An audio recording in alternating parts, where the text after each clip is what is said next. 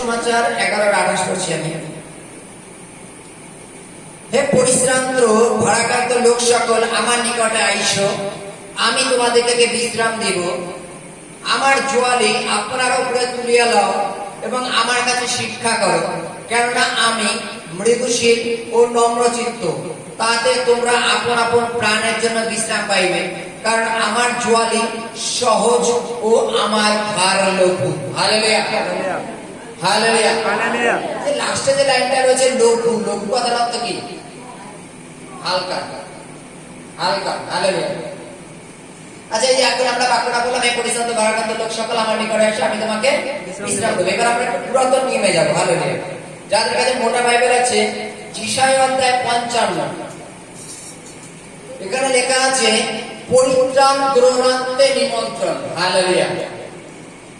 আমরা নিমন্ত্রণ পত্র পাই তো নাকি? বিয়ের, অন্নপ্রাশনের, শ্রাদ্ধের, তাই তো, সবান্ধবের। এখানে লেখা আছে পরিত্রাণ গ্রহণের জন্য নিমন্ত্রণ করছেন তিনি। হালেলুয়া। তার জন্য বাইবেলে কি লেখা আছে পড়ছি, যিশায়া 55 থেকে। হালেলুয়া। ওহো তৃষিত লোক সকল, আমার জলের কাছে আইসো, যাহা রৌপ্য নাই আইসো। তোমরা আইসো, খাদ্য ক্রয় করো, ভোজন করো। হ্যাঁ, আইসো, বিনা রৌপ্যে খাদ্য, বিনামূল্যে দ্রাক্ষারস ও দুগ্ধ ক্রয় করো। কেন অখাদ্যের নিমিত্ত রৌপ্য তৈল করিতেছ, যাহাতে তৃপ্তি নাই, তাহার জন্য স্ব পরিশ্রম দিতেছ? শোনো, আমার কথা শোনো, উত্তম ভক্ষ ভোজন করো, পুষ্টিকর দ্রব্য তোমার প্রাণে আপ্যায়িত হোক। কর্ণপাত করো, আমার নিকটে এসো, শ্রবণ করো, তোমাদের প্রাণ সঞ্জীবিত হইবে। আর আমি তোমাদের সহিত এক নিত্য নিয়ম স্থির করিব, দাউদের কৃত অটল দয়া স্থির করিব। হালেলুয়া। এবার আবার একটু 6 থেকে বলবো। হালেলুয়া। সদাপ্রভুর অন্বেষণ করো, যাবৎ তাহাকে পাওয়া যায়, তাহাকে ডাকো, যাবৎ তিনি নিকটে থাকেন। দুষ্ট আপন পথ, ধার্মিক আপন সংকল্প ত্যাগ করুন, এবং সে সদাপ্রভুর প্রতি ফিরিয়া আইসুক, তাহাদের তিনি তাহার প্রতি করুণা করিবেন। আমাদের ঈশ্বরের প্রতি ফিরিয়া আইসুক, কেননা তিনি প্রচুররূপে ক্ষমা করিবেন। কারণ সদাপ্রভু কহেন, আমার সংকল্প সকল তোমাদের সংকল্প সকল এক নয়, ও তোমাদের সকল পথ ও আমার সকল পথ এক নয়। কারণ ভূতল হইতে আকাশমণ্ডল যত উচ্চ, তোমাদের পথ হইতে আমার পথ, তোমাদের সংকল্প হইতে আমার সংকল্প তত উচ্চ।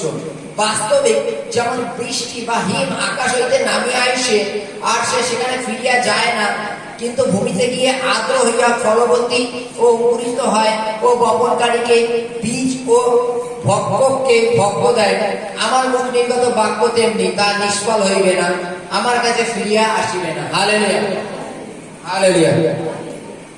প্রথম আমরা লাইনটা কি করলাম? হে পরিশ্রান্ত ভারাক্রান্ত আমার লোক সকল, আমার নিকটে এসে, আমি তোমাকে বিশ্রাম দেব। হালেলুয়া। জগতে পরিশ্রান্ত আর ভারাক্রান্ত কারা? হালেলুয়া। আমরা যদি সোজাসুজি ভাষায় দেখি, পরিশ্রম করাকে অনেকে পরিশ্রান্ত বলে, তাই তো? যারা অনেক পরিশ্রম করছে, পরিশ্রমের পরে কি করে, একটা গাছের তলে খানিকটা বসলো, বসে নিয়ে একটু রেস্ট নিয়ে একটু জল ডাল খেলো, ঠান্ডা জল ডাল খেলো, কেননা তার পরিশ্রম করছে, পরিশ্রমের জন্য সে পরিশ্রান্ত হয়ে গেছে। বাইবেলে বলছে, যীশু খ্রিস্ট স্বয়ং বলছে, হে পরিশ্রান্ত লোক সকল, আমার নিকটে আসো, আমি তোমাকে বিশ্রাম দেব। হালেলুয়া। বিভিন্ন ক্ষেত্রে যদি আমরা হাসপাতাল, বিভিন্ন মানে পরীক্ষা কেন্দ্রগুলো যদি আমরা দেখি, রক্ত পরীক্ষা, এই পরীক্ষা, বিভিন্ন রক্ত, এখানে দেখবো সকাল বিকাল প্রচুর পরিমাণে লোক দৌড়ভাগ করে বেড়াচ্ছে। জানো কার কি সমস্যা আছে, সেই সমস্যা ডাক্তার এই লিখে দিয়েছে, এখান থেকে ওখানে যেতে হবে, ওখান থেকে ওখানে যেতে হবে, ওখান থেকে ওখানে যেতে হবে, এই বিষয় নিয়ে দৌড়ভাগ করে বেড়াচ্ছে। এই ডাক্তার হচ্ছে না, চলো ওই ডাক্তার, ওই ডাক্তার হচ্ছে না, চলো ওই ডাক্তার। হালেলুয়া। আর কিছু কিছু ক্ষেত্রে সমস্যার সমাধান তো বিভিন্ন রাস্তার মাথায় মাথায় বসে থাকে, শিকড় বিক্রি করে, লাল দড়ি দিয়ে শিকড় লাইন দিয়ে তোমার হাতে বেঁধে দেবে। তাই তো? এবার বিভিন্ন ক্ষেত্রে দেখবার ট্রেনের মধ্যে ওই মাছের হাড় বিক্রি হয়, তোমার এই আংটার মতো এরকম পটপট মাছের হাড় না কি বলে, তাতে কি কি রোগ চলে যায়। আর অনেকে দেখবা কেনে, কেন জানো? কেনে যারা কেনে, যারা তাবিজ বা শিকড় কিনে বেড়ায়, যারা বিভিন্ন জায়গায় দৌড়ভাগ করে বেড়ায়, কেন বলতো? তারা একটু মানে শারীরিক দিকে রক্ষার চেষ্টা করে, যে কি করে গেলে কি করলে আমি একটু বাঁচবো, আমি একটু সুস্থ হবো, আমার পরিবারটাকে ভালো হবে, পরিবারটা একটু শান্তির পথে চলবে। এটা নাও নিয়ে তুমি ঘরের এক কোণে রেখে দাও, তোমার পরিবারে শান্তি আসবে। ট্রেনের মধ্যে যখন উঠবাতে পারলে বা বিভিন্ন হয়ে গেছে 3 মিনিটে বসীকরণ, 4 মিনিটে বসীকরণ, না তো পয়সা ফেরত থাকে, জানো ট্রেনের মধ্যে লেখা। হালেলুয়া। এবার এদের কাছে কারা দৌড়ভাগ করে? যারা অলরেডি উদ্ধারের রাস্তা খুঁজে বেড়াচ্ছে, যারা সমস্যার সমাধানের রাস্তা খুঁজে বেড়াচ্ছে, তারা দৌড়ভাগ করে বেড়ায়।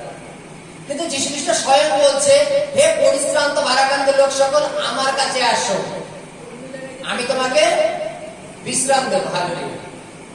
যখন তুমি বিভিন্ন জায়গায় দৌড়ভাগ করেছো, ডাক্তার কবিরা যেখানে ওখানে দৌড়ভাগ করেছো, তোমার কোথাও কিছু হয়নি, তুমি পরিশ্রান্ত হয়ে গেছো, অসুস্থ হয়ে গেছো, মানে ক্লান্ত হয়ে গেছো, তুমি শেষ সময় তুমি আমার কাছে আসো, আমি তোমাকে কি দেবো?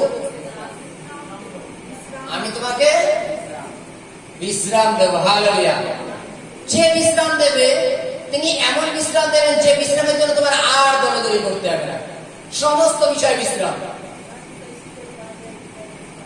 এক একটা ডাক্তারখানায় দেখবা, মনে করো তুমি 10 রকম রোগ নিয়ে গেছো, 10 রকম ওষুধ দেবে, এটা জ্বরের, এটা পেটে ব্যথার, এটা মাজার ব্যথার, একটা এই ব্যথার, 10 রকম ওষুধ দেবে। কিন্তু যীশু খ্রিস্টের বক্তব্য, তুমি আমার কাছে আসো, আমি তোমাকে সব রোগ একবারে দূর করে দেবো, তোমার সব সমস্যা একবারে দূর করে দেবো। হালেলুয়া। বলছে, হে পরিশ্রান্ত ভারাক্রান্ত লোক সকল আমার নিকটে এসো, আমি তোমাকে কি করবো? বিশ্রাম দেবো। একটা মানুষ বিশ্রাম কখন হয়? যেমন উদাহরণ, কিছু কিছু লোক দেখবা রাত্রে ঘুমিয়ে গড়গড় করে নাক ডাকে, জোরে জোরে ডাকে। তো আশেপাশের লোক কি বলে? আশেপাশের লোক কি বলে? না না, অতিষ্ঠ না। আশেপাশের লোক কি বলে? যে এর কোনো চিন্তা নেই, মানে যে এক কথায় বলে না যে মানে ছাগল বেঁচে এসে বা পাঠা বেঁচে এসে, গরু বেঁচে এসে নিশ্চিত এখন ঘুমাচ্ছে নাক দেখে, তাই তো নাকি? যে আর কোনো চিন্তা নেই। তদনুসারে তিনি যে আমাদের বিশ্রাম দেবেন। বিশ্রাম কখন মানুষ পায়?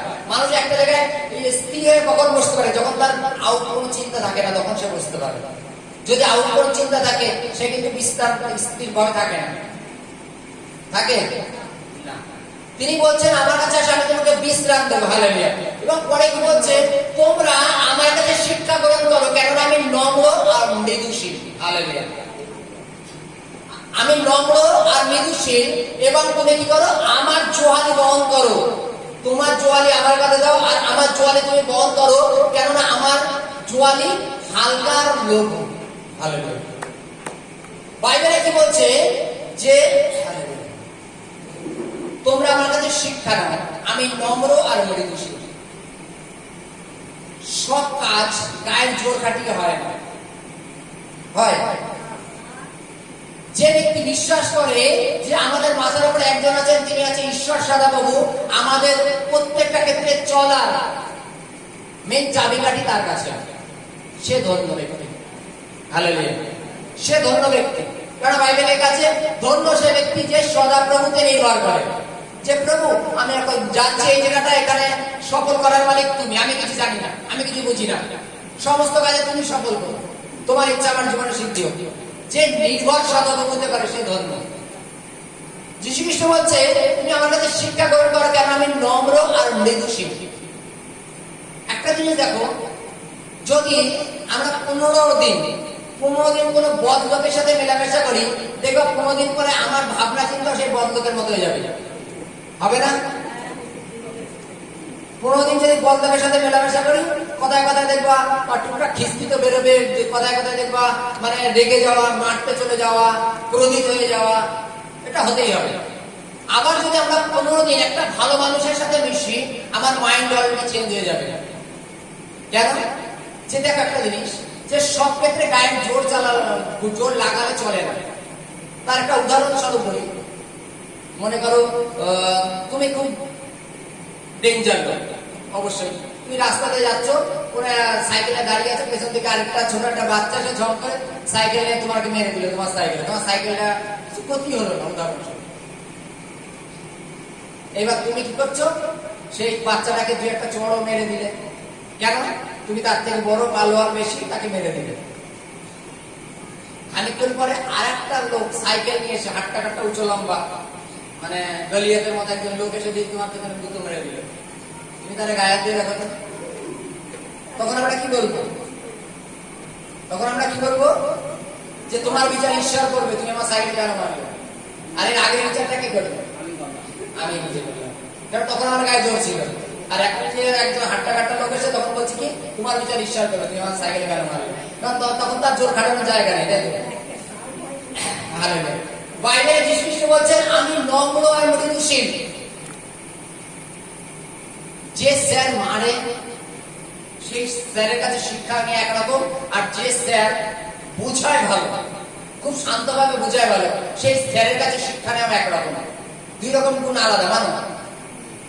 যীশু খ্রিস্ট বলছেন আমি নম্র আর মৃদুশীল, আর কি বলছেন তোমার জোয়ালি আমার কাছে দাও আর আমার জোয়ালি তুমি নাও, আর আমার জোয়ালি হালকা লোক। আমাদের জগৎ সংসারে আমরা কোন বিষয়ে কম আছি? কোন বিষয়ে কম নেই। সকালবেলা ঘুমের থেকে উঠে কি করে কাজে যেতে হবে, কাজে থেকে পয়সা আনতে হবে, এ করতে হবে, এ করতে হবে, এই সমিতিতে দিতে হবে, ওখান থেকে এটা কিনতে হবে, কিনতে হবে, বিভিন্ন ভাবে, মানে সারাদিন যদি বলা যায় আমাদের মাথা কি হয়, হ্যাং হয়ে যায়, তাই তো? চারিদিকে এত পরিমাণে টেনশন। যীশু খ্রিস্ট বলছে তোমার এই টেনশন, তোমার এই জোয়ালি তুমি আমার উপরে দিয়ে দাও, আর আমি যে জোয়ালি তোমাকে দিচ্ছি সেই জোয়ালিটাকে তুমি বহন করো। হালেলুয়া। আমাদের এই সমস্ত চিন্তার জোয়ালি প্রভুর উপরে দিয়ে দিচ্ছি আমরা। হালেলুয়া। সমস্ত চিন্তার জোয়ালি, যে কি করব, কোথা থেকে অ্যারেঞ্জমেন্ট হবে, কোথা থেকে কি করা যাবে, সমস্ত বিষয়ের জোয়ালি কোথায় দেব? আমরা প্রভুর উপরে দেব। আর প্রভু থেকে আমাদের একটা জোয়ালি নিতে বলেছে। কোন জোয়ালি? বাইবেলে লেখা আছে আমার জোয়ালি হালকা লঘু। হালেলুয়া। ঈশ্বরের জোয়ালিটা তাতে শুধু কয়েকটা জাস্ট নিয়ম।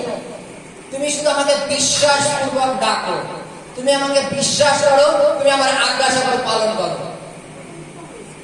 উপযুক্ত সময় আমি তোমাকে উন্নত করবো, ব্যাস। শুধু এই কয়েকটা শুধু যীশু খ্রিস্ট বলছে যে তোমার সমস্ত চিন্তা ভাবনা আমার পরে যখন গিয়েছে তুমি আর চিন্তা করো না, তোমার জন্য এখন থেকে আমি চিন্তা করবো। হালেলুয়া। এবং তুমি শুধু আমাকে বিশ্বাস করো যে আমি এটা করতে পারি। হালেলুয়া। এই সামান্য কিছু লক্ষ্য তিনি আমাদের উপর দিয়েছেন। আর এই সামান্য হালকা জোয়ালি যদি আমরা ঘাড়ে নিই তাহলে আমরা সমস্যা থেকে সমাধান পাবো। যেমন কিনা পুরাতন নিয়মে আমি বললাম, যেখানে লেখা আছে দেখো, আহো তৃষিত লোক সকল আমার কাছে আইসো এবং জল পান করো, এবং যা রোগ করে সেই আইসো, যার কাছে সোনা নেই, রূপ নেই, টাকা নেই, পয়সা নেই, সেও আসুক আমার কাছে জল পান। হালেলুয়া। দেখো সর্বক্ষেত্রে টাকা দিয়ে কখনো সমাধান হয় না।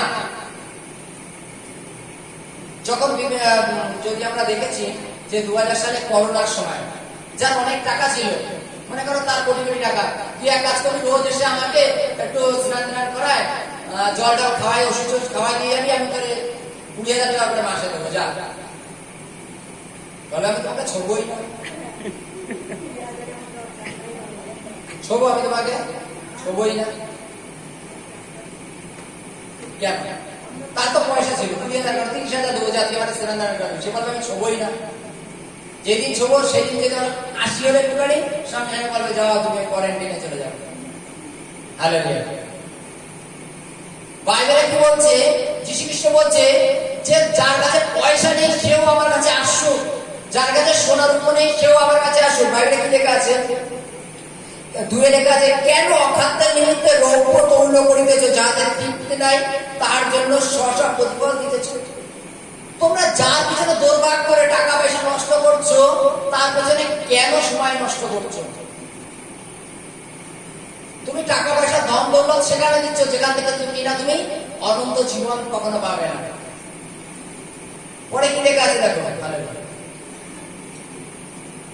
তিনি কর্ণপাত করো, আমার নিকটে এসে শ্রবণ করো, তোমার প্রাণ সঞ্জীবিত হইবে, আর আমি তোমাদের সহিত এক নিয়ম স্থির করিব।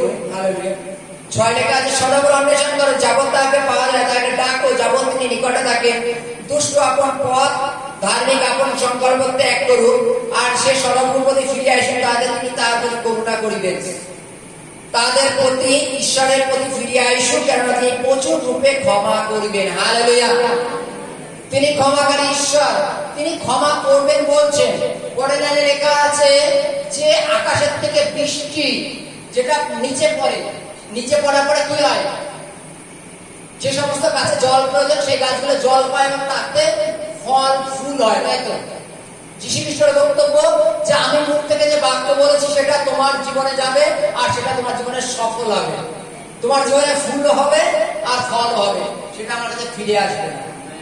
Hallelujah, hallelujah, hallelujah. হালেলুয়া।